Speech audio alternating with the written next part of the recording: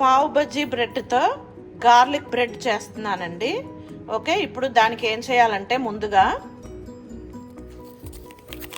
1 whole garlic తీసుకున్నానండి. తీసుకొని ఇదిగోండి ఇలాగా ఒలిచి పెట్టుకున్నాను అనమాట.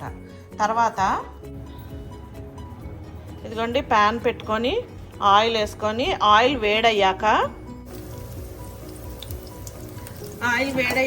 మనం ఒలిచి పెట్టుకున్న గార్లిక్లన్నీ వేసేసి ఫ్రై చేసుకోవాలండి. గార్లిక్లన్నీ గోల్డెన్ బ్రౌన్ కలర్లో వేగాక అవన్నీ తీసి ఒక బౌల్లోకి వేసేసుకోవాలండి. ఓకే,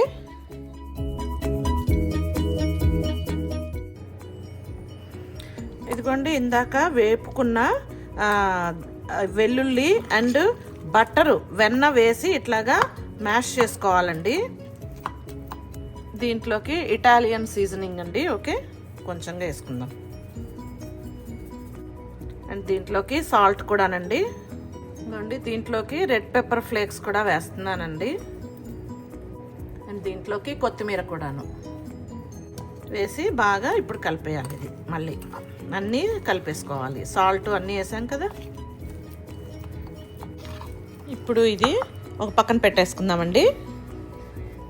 ఓకే, ఇప్పుడు ఈ మిశ్రమం అంతా ఇదిగోండి ఇది పావ్ బజ్జీ బ్రెడ్ ఉంది కదా, దీన్ని ఇలాగా మధ్యలోకి కట్ చేసుకోవాలన్నమాట మనం ఇప్పుడు. ఓకే, ఈ విధంగా కట్ చేసుకోవాలి. మనం పావ్ బజ్జీ కూడా ఇలాగే కట్ చేసుకుంటాం కదా, అదే విధంగా కట్ చేసుకోవాలన్నమాట. ఇలా కట్ చేసుకొని ఇప్పుడు ఈ మిశ్రమం అంతా దీనికి స్ప్రెడ్ చేసుకోవాలండి ఈ విధంగాను.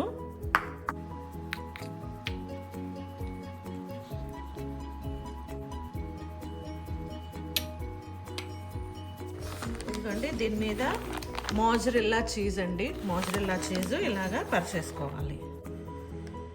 మీకు మోజరెల్లా చీజ్ ఎంత కొంచెం ఎక్కువ కావాలంటే ఎక్కువ స్ప్రెడ్ చేసుకోవచ్చండి. నేనైతే కొంచెమే వేస్తున్నాను. ఓకే, వేసుకొని ఇది ఇలాగా ఫోల్డ్ చేసేసుకోవాలి. ఇది ఇప్పుడు బేకింగ్ షీట్లో ఇలా పెట్టేసుకోవాలి. ఓకే, అదేవిధంగా ఈ బ్రెడ్ కూడా చేసుకుందామండి. ఓకే,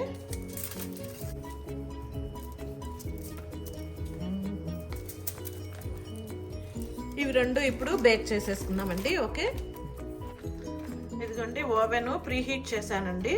ఇప్పుడు ఈ ఓవెన్లోకి పెట్టేద్దాం. ఓకే,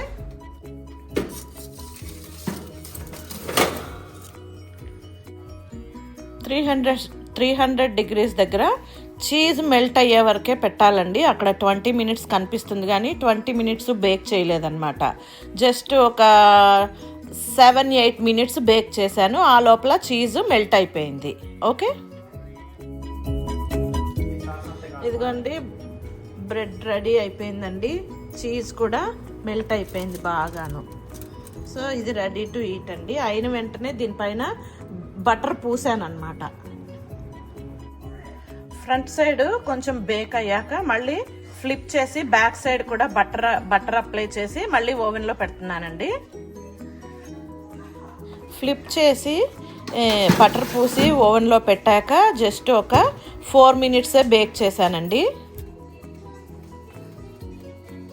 ఇదిగోండి బ్యాక్ సైడ్ కూడా బాగా బేక్ అయిపోయాయి.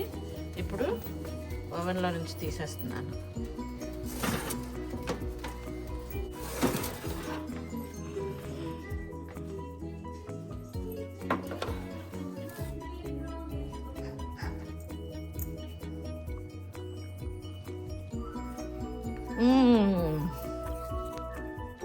So tasty, buttery, cheesy, spicy, superb taste. Thanks for watching.